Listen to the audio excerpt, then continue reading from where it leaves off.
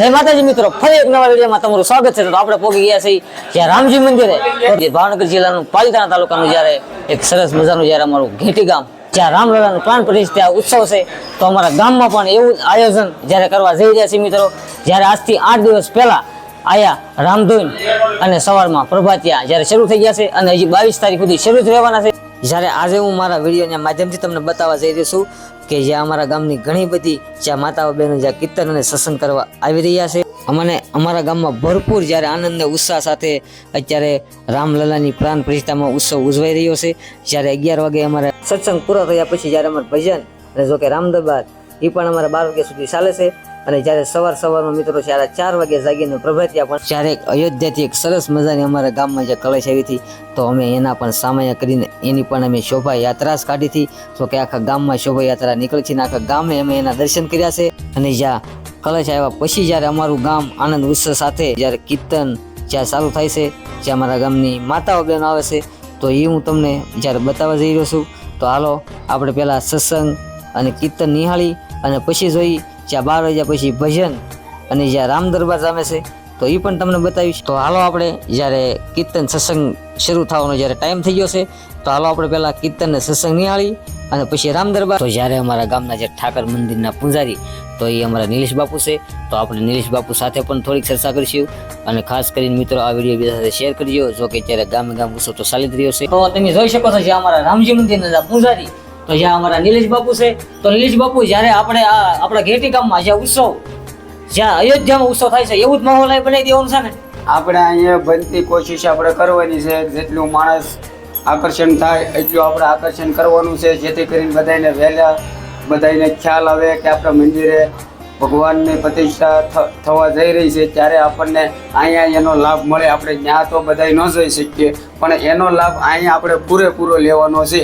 તેથી ધૂન, સત્સંગ, પ્રભાત ફેરી બધું આપણા ગામમાં શરૂ છે।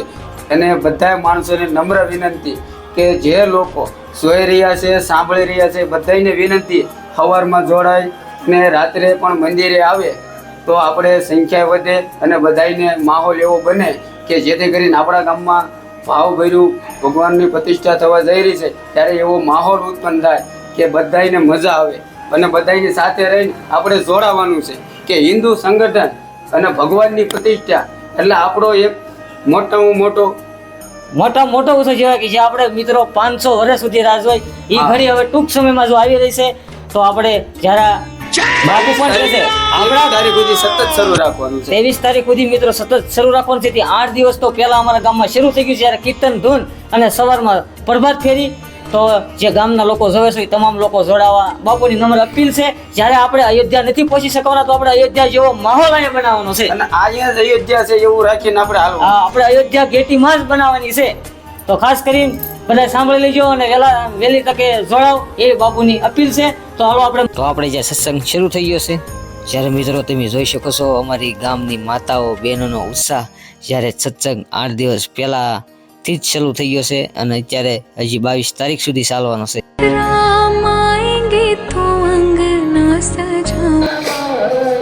જ્યારે અમારા ગામમાં તો જ્યારે રામ મંદિરની પ્રાણ પ્રતિષ્ઠા ઉત્સવ હોય અને તમે જોઈ શકો છો જ્યારે ઘણી બધી બહેનો આવી જાય છે, પણ તમે પણ તમારા ગામમાં જ્યાં રામજી મંદિરે આવો માહોલ અવશ્ય ઊભો કરો। જ્યારે રામ મંદિરની પ્રાણ પ્રતિષ્ઠા 22 તારીખે છે અને 11 દિવસનું જો અમારા ગામમાં એટલો બધો ઉત્સાહ છે મિત્રો, તો જ્યારે 22 તારીખે જ્યાં અમારે રથયાત્રા જ્યાં ભવ્ય રથયાત્રા કાઢવાની છે, તો તમે પણ અવશ્ય એક વખત આવજો અમારા ગામમાં।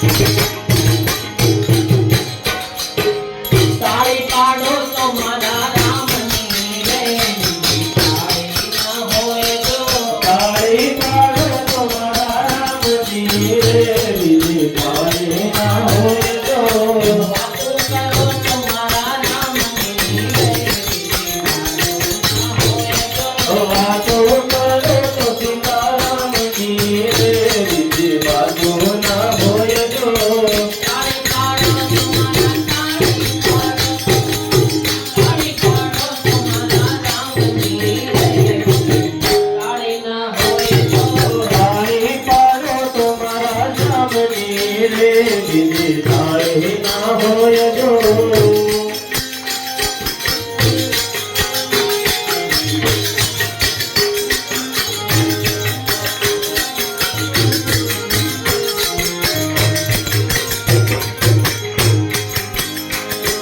જુવાની જુવાની માથે રૂપે જુવાની કોને કહેવાય જો જુવાની જુવાની માથે રૂપે જુવાની કોને કહેવાય જો તાળી પાડો તો મના રામની તાળી ના હોય તાળી પાડો તો મારા રામની રે બીજી તાળી ના હોય જો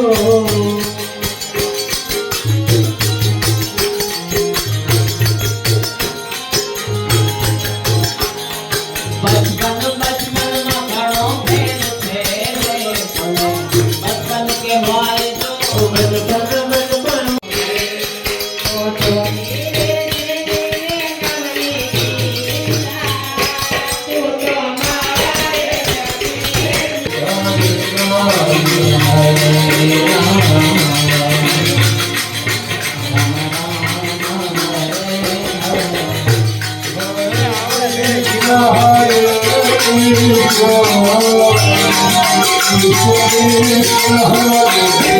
तो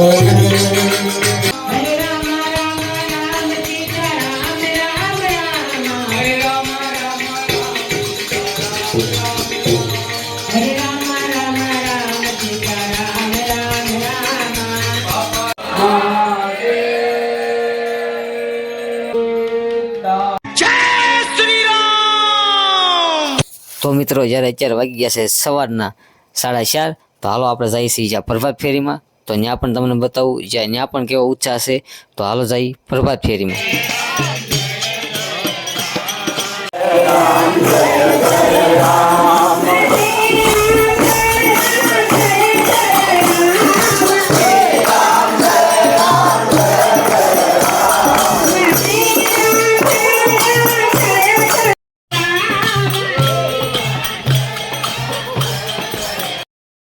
રામ જય રામ જય જય રામ.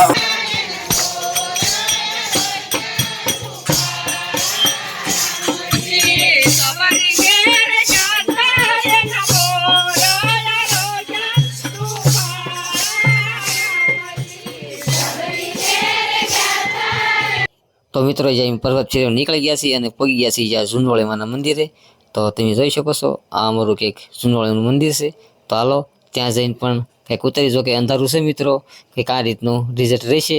જો કે સવારમાં જ્યારે મિત્રો ભરતે રામ દર્શન યાત્રા કાઢી, તો તમે જોઈ શકો છો જ્યાં અમારે પ્રભાત ફેરીમાં એ પ્રકારનું છે, જ્યાં પ્રભાત ફેરી શેરીમાં નીકળે ત્યાંથી પબ્લિક ભળતું જાય છે. તો સવારમાં તમે જોઈ શકો છો માતાઓ બહેનો, જ્યારે એટલું અમારા ગામમાં સવારમાં પ્રભાત ફેરીમાં પબ્લિક થાય છે. જ્યારે મિત્રો અમારા ગામમાં અયોધ્યા જેવો માલ 4 દિવસનો શરૂ થઈ ગયો છે.